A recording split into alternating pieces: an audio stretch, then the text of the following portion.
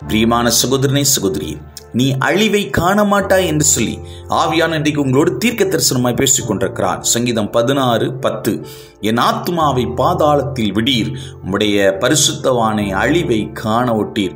இன்றைக்கு ஆவியான உங்களோடு பேசிட்டு இருக்காரு. நிறைய சூழ்நிலைகளில் நம்மளை சுற்றி நடக்கிற காரியத்தெல்லாம் யோசிக்கும் போது நம்ம சிந்தனை என்ன யோசிக்கணும், அவ்வளோதான், நம்ம வாழ்க்கை முடிஞ்சு போச்சு, செத்து போயிடுவோம், அவ்வளோதான், நம்ம அழிவு தான், இது நம்ம பிள்ளைக்கு அழிவு, நமக்கு அழிவு, நமக்கு சாபம், நம்ம குடும்ப சாபம், அப்படி இப்படின்னு சொல்லி நம்ம ஆத்மாவை விசனப்படுத்தி கொண்டிருக்கிறோம்.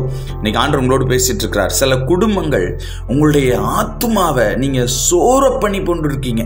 உங்க ஆத்மா சில காரியங்களை பார்த்து சோர்ந்து போயிருக்கு. எப்படின்னா, சில காரியங்களை பார்த்த உடனே அவ்வளவுதான், இது ஜென்ம சுவாபம், இது பரம்பரை சுவாபம், இது நம்மளை விட்டு போகவே போகாது, இப்படிதான் நம்ம வாழ்க்கை முடிகிற வரை இப்படிதான் இருக்கணும், அழிஞ்சு போயிடுவோம், ஒன்றும் இல்லாமல் போயிடுவோம், கர்ப்ப தடை வந்துக்கிட்டே இருக்கும், மோசமான காரியம் வந்துக்கிட்டே இருக்கும், இது இப்படி தான் பிரதர், பல வருஷமாக இப்படி தான் பிரதர் இருக்கு, அது அவ்வளோதான், செத்து போச்சு, அது அவ்வளோதான், முடிஞ்சு போச்சு. இல்லை, ஆண்டவர் சொல்கிறார், உன் ஆத்மாவை பார்த்து ஆண்டவர் வான் பண்ணுறார்.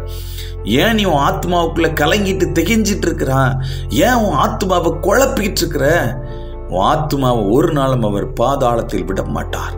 உன்னுடைய அழிவை அவர் ஒரு நாள் அனுமதிக்கலன்னு ஆண்டவர் சொல்றார். உன்னை அழிக்கிறதுக்கு ஆண்டவர் உருவாக்கல சகோதரி, சகோதரா. உன்னை கர்த்தர் தூக்கி நிறுத்துவதற்காக உருவாக்கி வைத்திருக்கிறேன் என்று சொல்லி தீர்க்க தரிசனமாக எங்களோடு கர்த்தர் பேசிக் கொண்டிருக்கிறார்.